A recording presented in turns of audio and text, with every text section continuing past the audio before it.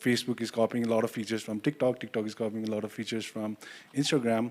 So, I mean, in today's world, I mean, where I come from, Nepal as a country, and when we're looking out to pioneers in the tech world, let's say Silicon Valley and all of that, there's hardly any innovation that we can take inspiration from. So now it comes down to, as locals ourselves, as a country in Nepal ourselves, we really have to adapt to what's happening in a country like Nepal, rather than looking out to places and people like those in Silicon Valley, right? So yeah. No, the question was really in terms of what would the Nepalese government or the city of Kathmandu do to make sure you are in there and right. you are building something that caters to the needs of the local and how to innovate. And that's where I was going with this. So what's happening with even countries like, so we're trying to copy, like for Nepal as a government, we're copying things from Silicon Valley. So the tech policies, like all the R&Ds that's happening. So, and that's very wrong, So as a country in Nepal, we should really look at our own issues, our own problems, and government should really try to, come up with solutions that helps the local tech entrepreneurs rather than coming out with solutions that is working for the rest of the world. Second, there should be a lot of inspiration that we can take from, as a country like in Nepal, we can take a lot of inspiration from a country like India. So in India, there's Startup Abhiyan and a lot of things happening, right? In Nepal, we're like almost 5 to 10 years behind. So I think collaboration between these kind of countries, India and Nepal, where governments are sharing ideas and Indian startup labs are coming to Nepal to help us out. I think if government can facilitate those kind of ideas and innovations, then we can foster, I think so. Yeah. Great. Amani, you set up a research lab in Ghana and for AI. I want to understand what it took to set it up and how did the local government actually think about innovation and building out an ecosystem around this. So just want to hear your experience on that. It was like a very long trip to decide where in Africa to open like the Google Research Lab. And the things that we are looking for is talent. This is the most important thing for like a tech company to go open an office, and also like regulations and immigrations policies for that country. So we can bring like talent from all over the world and not only from like the local country we are based.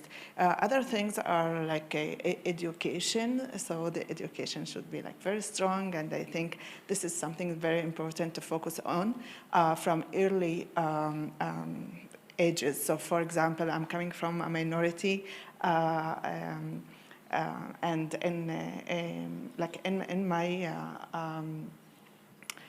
in my culture, people will encourage you more to go and study medicine, for example, or law, but not to, but they rarely encourage you to go into tech. So in order to encourage more people to go into innovation and into tech, I think we need to start in early stages. And other things that countries or governments need to focus on is the infrastructure and how easy it's for entrepreneurs and big tech companies to implement their projects at that country. So internet connections is one of the most important things, but not only. Think about people that will be living in that area and all the facilities they need to build families and career in that country. So how difficult, I mean, so you went to Ghana, you wanted to set up this lab, and then you wanted, and of course you got a lot of help from the local government to do that, but at the same time you had to attract all these people to come and work there, right? And so then you had to offer what was coming from the local government to them to say, look, you'll get a great place to live. And you went through all of that effort, right? I mean, was it a lot of effort, or was it, already there and you just had to connect the dots?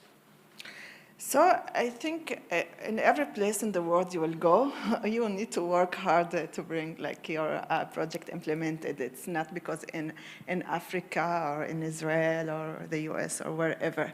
We had to do like a deep research about all things that we need in order to start an office. And it's starting from, like, for example, hospitals and health services that are there in the country, and so like our employees can get these services, the international schools, everything that any family would need. And also we had to see like what the market offers, how we can bring like the best contracts to the people, how we can help the governments create talent. So we lead like different educational programs in order to empower the talent and also give them the skills that we need and other tech companies that they need, because for tech companies, it's very important to create competition. They don't afraid from competition, but they love it, because when you have more and more like tech companies coming, it means that you will have more talent and more innovation. So that's why we also invest in like educational programs. Iman, you set up a tech company in Morocco, and and again, you had faced the same challenges. So, just want to understand from you what the environment was that was conducive to make it happen. I can speak to some of the struggles more than I can speak of some of the success stories in our environments. Okay, that'd be great, because that also tells us what problems have to be solved. Yeah, I think you can resume or you can summarize the components of innovation to 3 components. Just move my chair around so we can be face to face. I think these are 3 main components. The first one is talent, and I think that's what Amani emphasized. The second one is money and finances, and the third one is infrastructure. And those are the things that the government can, in my opinion at least, help support so that entrepreneurship and entrepreneurs like me and others can thrive in our communities. When I talk about talent and what the government can provide in that is, of course, providing the right education, influencing the curriculum, making sure that kids or students or at all levels of their careers are developing the right skills and have the right confidence to say, I am an entrepreneur and I have an idea and I can bring it to life. The second component for me is finance and like regulating, not regulating, but like backing funding from the banks, for example, providing guarantees and being able to provide tools that are convenient for entrepreneurs and that are risk averse versus what is available in our countries. And the third one, of course, is infrastructure. We talk about internet, we talk about the laws. We can't ask companies to innovate if we're not able to protect those IPs, if we're not able to provide them with basic things that are like do business transparency and all of those things that are very basic for companies to thrive. So I believe there's an effort to be done in both sides from companies because they are agile, because they're flexible, because they're able to come up with new ideas faster, but also for the part for the government to play is that to regulate that so that we don't see things like what's happening with Facebook and data privacy and put in profits before public Sure. importance. Makes sense. So now I'll just go the other way around, attract the entrepreneurs. Does that serve as an alternate to R&D? I mean, in the sense that the entrepreneurs are going to build and develop products, and so then there's less need to fund public R&D? I think a lot of the innovations that really change our world they need like an immense amount of funding that if companies do not have the right infrastructures to support them, like take for the US, for example, a lot of the innovations that we talk about that revolutionized our lives, like the GPS, the internet, those are all government-backed projects. And in countries like ours where that is not as much prominent, right. That I think that there is so much you can do, but like you get, there's a roadblock you can find with the laws. For example, take cryptocurrency, take crowdfunding, all of these new technologies that are like taken for granted in all around the world. You can have the best idea, but be confronted with a regulation that will not allow you to go forward with it. And so I think really working together and being on the same team is what's going to help promote and develop innovation. Mani, I mean, you work for Google, but do you think the work done in country can replace publicly funded R&D? I just agree with Iman that it should be like a collaboration between the governments and the countries and the companies, because both sides can bring like different things to the game, and together they can reach the success. So I just like totally agree with Iman. Amun, your thoughts? Same here. Just to add, I think government will always be playing catch up when it comes to innovation. Companies will, and especially today, like companies will every day come out with new solutions.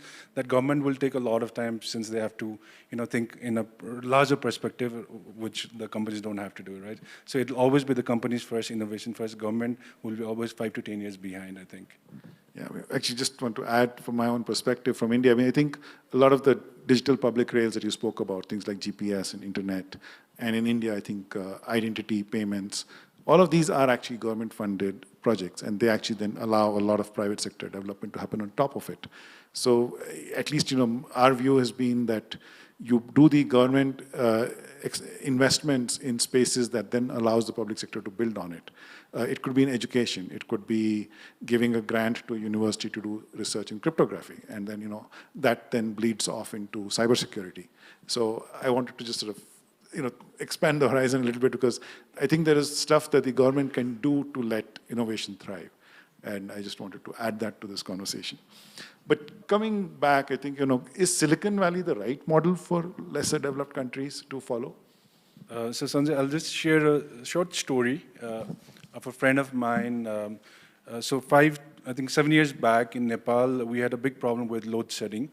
So Nepal, like most of the rural or semi-urban areas, did not have electricity, right? So he wanted to build Nepal's best solar light product. There were a lot of solar light products in the market, but he wanted to build the best one, right? So he imported a lot of things. So the panel came from some country, and the bulbs and everything came from another country. So it was a world-class product. And to make it more affordable to the farmers, he had a grant, so it was subsidized. So then in a village, he started distributing it, right? So after a month, he went back to check how his product was doing. And to his surprise, it was a total failure. So when he went around and asked, because the product was world-class, right? So when he went and asked around what happened, like what didn't the product work? The funny thing is, so in Nepal, the farmers, they work in the farm from 7 a.m. till 7 p.m. And since the product was so expensive, so good, when the farmers went out to the farm, they hid it in the closet, right? So as a solar product, if you don't put it out in the sun, it does not work. So when we come to think of, again, Silicon Valley, would it work? Can we copy? I don't think so. Because it's not about Silicon Valley, maybe the best tech hub in the entire world, but in emerging and frontier markets, we have to think as the local farmers do, otherwise it simply won't work. Mani, your thoughts on this?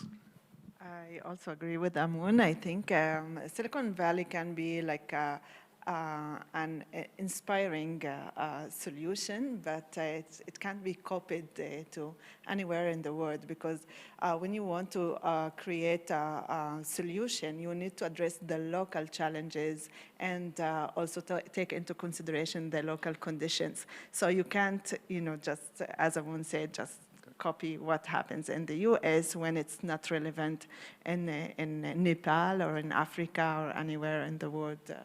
Actually, but I wanted to push back on you, Amun, a little bit as well. I was hoping somebody else would take up that challenge, because I think Silicon Valley represents a model of innovation, not that the exact same innovation get copied. So the idea that you build things, you iterate, and then you find the flaws, and then you go, it is the funding, and so on. So there are many elements of Silicon Valley which are for your local needs, but that's the model that you would follow, right? Yeah, just to add, what I realized when it comes to Silicon Valley kind of worked, and why most of the other countries is not working, although they're trying so hard. The answer is in the colleges, right? The answer is in the education. In Silicon Valley, you have Stanford, Princeton, and then if you go east, you have Harvard. A lot of these schools and colleges. In Nepal, we barely have one, right? So, I mean, at the end of the day, people come up with ideas, they come up with innovative products, right? So when you don't have people working on it, just simply copying or taking inspiration from Silicon Valley does not work. So we need the entire ecosystem with investors, schools, colleges, and governments, and everyone coming together. And that's what lags in emerging and frontier markets. And it takes a lot of time to build. And if we look at India today, like I think entrepreneurship as a subject in the last 2 or 3 years, right? So sadly speaking, Nepal today, we don't have that ecosystem. And I think in most of the African countries, you don't have good schools and colleges to back it up. Iman? I think what I agree actually with what I can sell lemonade at a lemon state when I'm 5 or 6. Like people grow up with this kind of thinking that, for example, in my background, being an entrepreneur is regarded as something negative. It's someone who is, trying to take people's money, and that's like they see it in a negative way, and that's not how things are in Silicon Valley. I think also what helps is the diversity of the people that live there. But if we are to take some lessons from Silicon Valley and the things that we could copy or learn from, is like the density of the ecosystem and like what kind of diverse things they have put into that ecosystem. So we talked about universities, we talked like for providing talent, we also talked about funders, VCs, and that at all levels of maturity of the company. So sometimes when we create environments, we tend to think that we will provide them with just the necessary knowledge to start, but do we have the expertise and the needs for these companies to grow? Like, do we have enough money for them just to start the company? But also, if we want them to go global, can we provide them with these resources? And so I think not copying, as you said, use it as a model, but also learn the best things that have worked for Silicon Valley. And that maybe that are already being experimented all over the world. We see Oasis Valley. We see a lot of places that are trying to develop their own models and take the best of all of that. Now, that's a great point. I think that the whole ecosystem, starting from early stage funding, late stage funding, expertise, the density of entrepreneurship, I think all of that matters. Which brings us actually to the next question, which is around inclusiveness. How do we think of setting up an ecosystem that can be inclusive, both on a gender response plus everything else around inclusion? Because local has a different context of what inclusion means. So I just want to, again, start with you, Mani, on that. I think if we want to set up an ecosystem that is inclusive, we have to be deliberate about that from the start when we are building that ecosystem, to make sure that there is parity, that there is equity, that there are enough people represented in that ecosystem. We cannot just like build an ecosystem and then come back and say, oh, this is not diverse, because then that's even more difficult to include these people. We should also be able to be tolerant to differences, to people who are, that come from different backgrounds, and that's what helps, and believing in them and saying that they're actually valuing their expertise. Sometimes, I feel like women are sometimes placed in a setup just as a token, just to check a box of diversity. So we have to be deliberate about that. We have to, to make sure that we have the right talent to lead that change. Yeah, Amani, what do you think about diversity? I mean, you set up all of this stuff and then... Yeah, so I believe, and also like many researchers addressed this, that diverse teams bring creativity. So I think this is something that we always need to take into consideration to make sure that the teams are diverse. So for example, when we are creating teams or labs in emerging markets, I believe that the team should be including like locals who can better advise on the solution, on the needs, on the culture, and maybe also have some people who are coming from other places that can bring like more experience on the tech side, or like solutions that they already experienced before. So if this will not happen, so also the solution will not be inclusive. Think about it, that you want to like impact people from different places, different cultures. So you need people that they need that they know the needs in order to address this and to be able to have like a product or a service that everyone can use it. I'm on one same thing. So this is just an example. When it comes to digital, there's a lot of in particular. So recently, UNCDF gave me an assignment to onboard 4,000 MSMEs that are 100% women-led. So when I was doing this project in my survey phase, what I realized was, why do women don't come out and sell products? Mainly because they don't want to face the harassment in the market. Also because they have an added responsibility back home to and all of that, right? So what e-commerce now allowed them to do is they can stay at home, make their products, sell it online. They don't need to step out of the house. They don't need to face the harassment that is in the market. And at the same time, they can take care of their household, right? So in many ways, I didn't know that would happen, but in many ways, I realized because of e-commerce, because of they don't have to, now go out, it serves this purpose when you're talking about gender sensitivity and inclusiveness. I actually want to ask a question which is more related to the topic, which is not in the driving questions, was really about the SDGs. And so I think, at least my belief is that tech can help solve a lot of local challenges, including the ones that the SDGs are trying to solve. So I just want to sort of go around and look at your experience and say, how is it that what you're doing let's go back to the tech ecosystem broadly, not just what you're doing. How could you solve the challenges that the SDGs pose? Many things. One example I can take today is, again, come back to e-commerce. What we realized was in e-commerce, packaging does not really matter, right? When you're going out in the retail world, the brands would have big boxes because they like to occupy the retail space itself and be very loud and proud. But as an e-commerce customer, you don't really care about packaging. You're looking at content and images. And as soon as the product gets home, you throw away the packaging, right? So one thing we're trying to do with our own manufacturing unit is how do we, completely eliminate packaging for most of the products? So we're trying to work with Unilever and a lot of other companies so that A, they save their cost, and B, we help the environment because we're getting rid of packaging altogether. I thought you also did a company which was Uber for recycling. Yeah, so I run that company where we work with waste entrepreneurs. So in Nepal, we have millions of people in their bicycles who go around and asking for recyclable waste. They do it in a very traditional way. They've been doing it for the past 100 years. So I integrated tech so that their work from morning to end evening is scheduled. And as a waste seller, so in Nepal, you get money for your waste, right? Right. It's the other way around. So as a waste seller, you can, also schedule it. Yeah. Sure, great. Amani, same question. How do you think tech can help improve the SDGs, even whether it's in the entrepreneurship ecosystem or in the big tech space? Your own work, I think, is important in that. Yeah, unfortunately, I can't tell so much about the projects, but I think there are so many challenges that are still waiting for us to address. So in emerging markets, we have challenges on floods, wildfires, locusts, health issues that we're facing worldwide and not only in emerging markets. So I think we still have enough work for everyone that the tech ecosystem is still waiting for more and more talent to come and help in addressing the SDGs and creating new solutions for a better world. Iman, same question to you. I know you're doing a lot of work in education, so talk to us about that.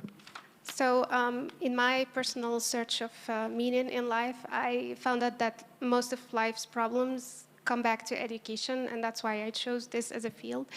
And I believe that what we are doing, basically what we do is that we help kids learn how to code, how to build robots to solve problems of the real world. And when we, and when I say about being deliberate, when we set up our programs, for example, when we give grants to public school teams so that they can join some of our programs, we make a statement saying that the team has to be 50% girls and 50% boys, and we found that this had tremendous impact on the communities that they are serving. For example, remote villages where you would have never imagined girls to be interested in STEM and being married off at 16, but their parents seeing them as a role model and changing completely their life. So yeah, that's the kind of impact that I see technology having on kids. Wonderful. And now I want to open it up to the audience. So any questions that we have? I see one, 3 hands, 4 hands. So could we just go around, whichever order the mics are convenient? Yeah. Hello and good afternoon. My name is Khalila Mbowe. I am a social entrepreneur and innovator from Dar es Salaam, Tanzania. I've got a few comments and a question if you'd allow. A quick comment, please, and the questions. Okay, so I don't have a quick comment. I am an advocate of this sector and have been growing the startup ecosystem in Tanzania for quite a few years. And so one of the biggest things I want to talk about is the importance of growing ecosystems for context, right? You did speak about Silicon Valley. Silicon Valley is a great example. But one of the things that we have to realize is the history upon which Silicon Valley was founded. And when we're referring to Silicon Valley, those are some of the things that we have to think about. Because one of the things that we've been trying to do in Africa, and I can't speak for other geographies, but African countries in which I operate in, is understanding the foundations upon which it was built, and hence it's been failing, because then when it comes to context, that's not something that we've been looking at. But when it comes to ecosystem development, which is something that's very vital when we're talking about building the startup ecosystems, one of the things that we have to understand is yes, we have different players that we have to bring along. So we're talking about government, the private sector, etc. But we have to understand that the models upon which they have been built are different, and perhaps some will move slower than others. So then when we're thinking about creating for context, what are the low-hanging fruits? So in terms of examples of what we're doing in Tanzania, we started with the Tanzania Startup Association, where we're trying to bring in all the different players within the country to allow them to create for context and have us thinking about what model works for us without bringing in the Silicon Valley example. Because we've realized that more so than not, this has actually become defeatist in how we're I'm just wondering what the question is for the panel. No, I said a comment and a question. I'm giving you context. I'm giving you context, right? And so even with, by the way, I said it's a comment. Right. So it's important to create for context. And something else that we're doing, we've created something that's called a founder school. So to also allow us to think about how not to refer to startups, the innovation ecosystem entrepreneurs, as small enterprises. Because we've seen that in talking about e-commerce, and talking about women e-commerce, we're always talking about small businesses. But the question is, how do we build the capacity of these people to build strong businesses, sustainable businesses that can scale across the country, across the globe? And then there's a mindset that we're missing. So the question has been, how do we infuse that entrepreneurial mindset from the offset, rather than teaching design thinking and just creating for products? How do we, and I think that could be the question, how do we infuse an entrepreneurial mindset that can allow people to create at scale from the offset without thinking about, we are empowering small business owners, especially when we're talking about women? Thanks. Ogum? Oh, one more question. Yeah. Ogum. Yes, good afternoon. Olga Shepelyanskaya here. I head Unicity, and we work on climate resilience in cities of the Global South. I have a question to Amani. So Amani, you come from Google. And in the topic of this panel, in my experience, both entrepreneurship and SDGs require solid data. And this data is absolutely missing in most of the countries of the Global South. In my area, for example, in climate change, to advise governments where to put protective measures, we need to know where assets are. Even for that, we don't have data, not to mention climate projections, etc. So in that, digital data, satellite, remote sensing data becomes extremely critical, because it could solve a lot of issues. For example, in Google, there is this environmental Insights Explorer, if I remember correctly, which now helps cities identify what kind of carbon emissions they have. It's at a very nation stage. We looked at it in detail, and there is a lot to improve, but it's a very interesting move. So I'd like to know a bit more insights from Google on what is the company doing to help facilitate further this digital data availability. Great. Thanks, Ogum. I think one more, and then... Hello, my name is Rami. I'm a social entrepreneur from Algeria. And I have a similar company to yours. Actually, we've been trying to formalize the recycling sector across Algeria. And then we came back to the question that you mentioned. Should it be regulators catching up to disruptors, or should it be the disruptors coming up with proposals for the regulators? The problem we find while trying to regularize the recycling industry is that it was mostly informal, as you said, done in a traditional way. So we couldn't include, talking about inclusivity, these actors as being financial entities that you can send money to, receive money from, and get checks and balances with them. Then another topic that started in Algeria 2 years ago, we started what we call the Ministry of Startups. So we appointed the minister. We've been trying to do a bottom-up building of an ecosystem, but then again, the inspiration, you can feel it, was a Silicon Valley one, with most of the actors lacking. So in today's, getting back to my question, should we allow disruptors to create and then come and regulate them, or should we have a bottoms-up discussion as we've been trying to do for the past years from Algeria? Not much came out of it, unfortunately. Should we start this discussion that way? Because if we think about it, I'm just going to conclude. No, I got your question, so okay. I just want to get one more because we'll run out of time. Okay, so if we get about it, when we pass a law, it doesn't have an expiry date. So when should we rethink laws? Thank you. Maybe we stop benchmarking with Silicon Valley. I was taken by your reference to e-commerce and women, and I was curious if you were saying it's a success that women are staying indoors, outdoors of harassment, because they have an app or an e-commerce, because I was curious about the shifting of success metrics there, because we still have to fix outside, even as we give technology to inside, and we don't want to then have a world where women are locked up and then outside is still an unsafe space. We have to be very careful about the metrics we use. Thank you. So I'll start with you, Amun, and then.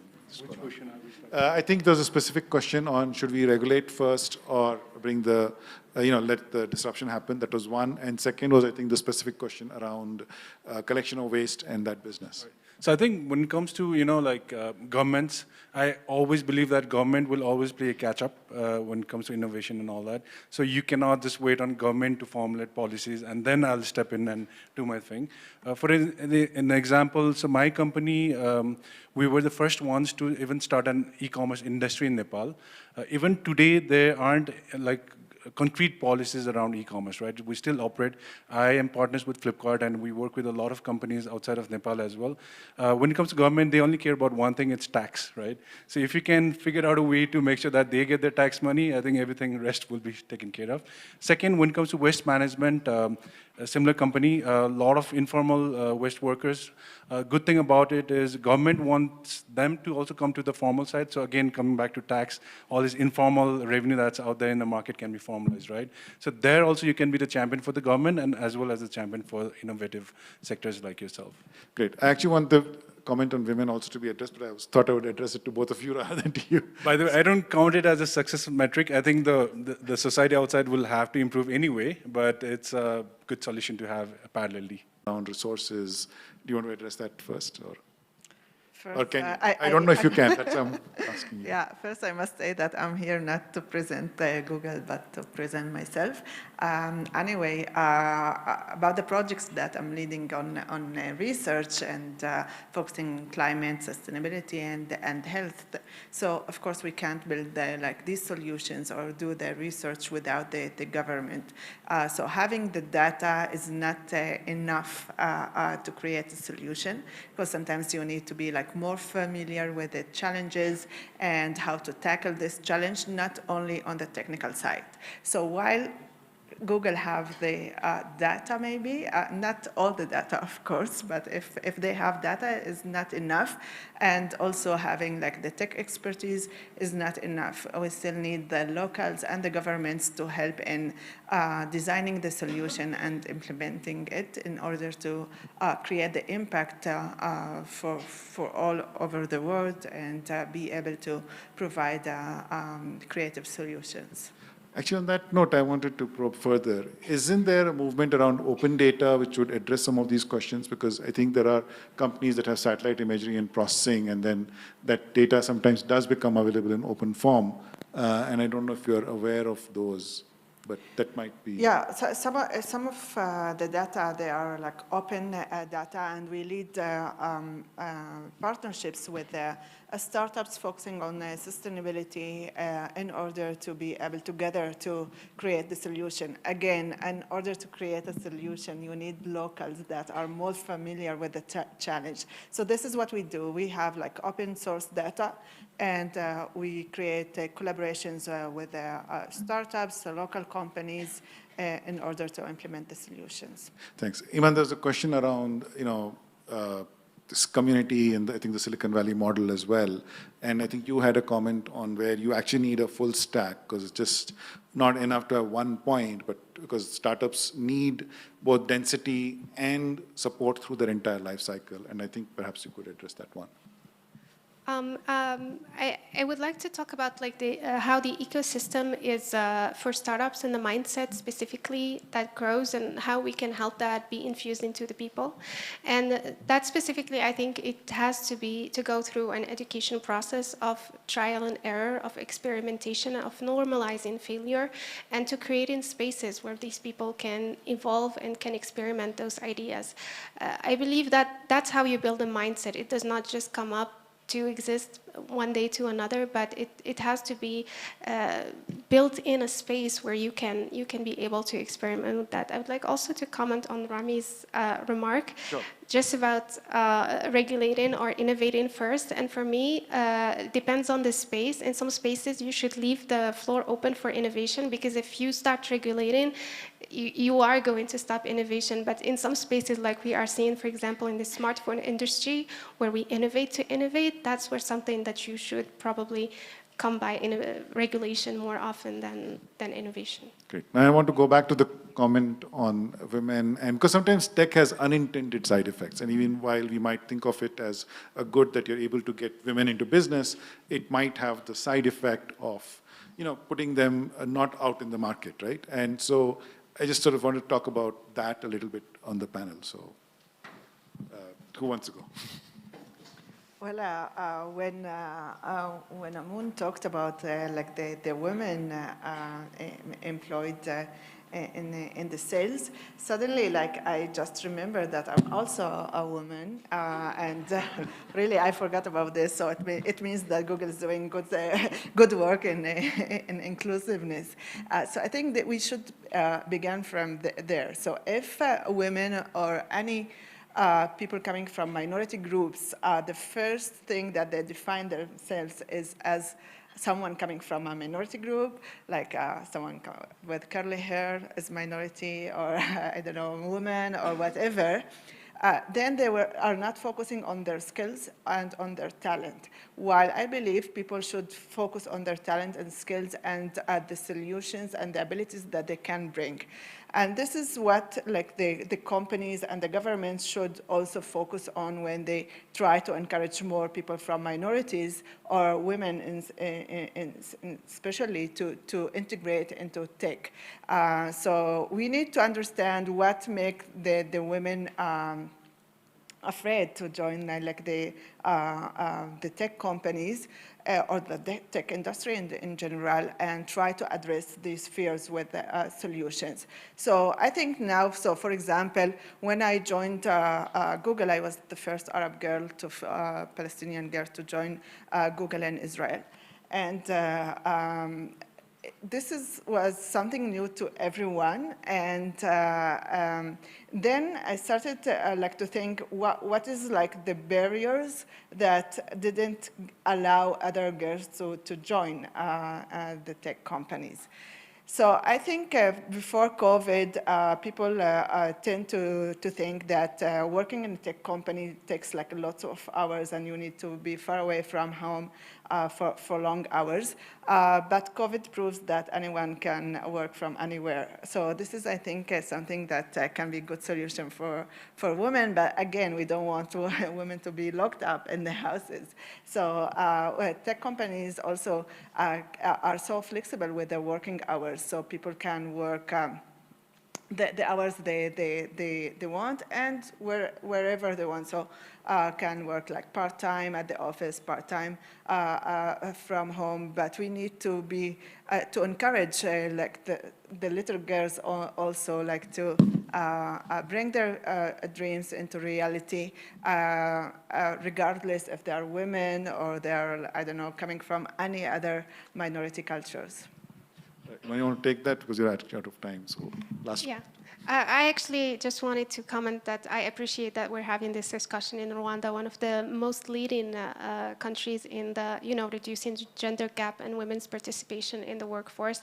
And I think we should take take an interest in what Rwanda is doing currently to help bridge that gap and to help other countries demonstrate the same thing without, as we said, locking them inside the houses. Great. Thank you all for having this wonderful panel, and thanks to the audience.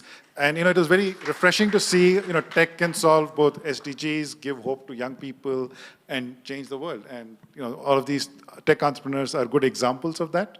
With that, thank you. Thanks.